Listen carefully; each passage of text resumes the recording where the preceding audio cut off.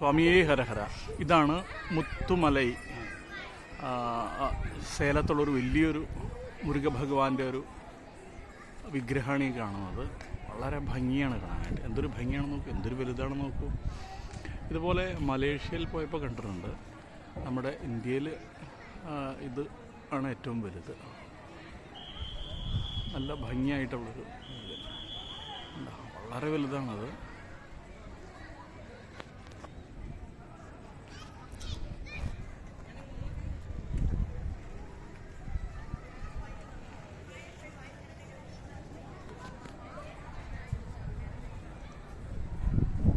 സ്വാമിയേ ഹരഹര.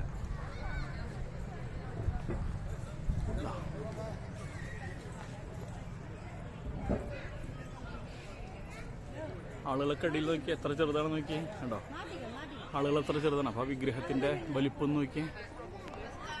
നല്ല ഭംഗിയാണ് കാണാനായിട്ട്.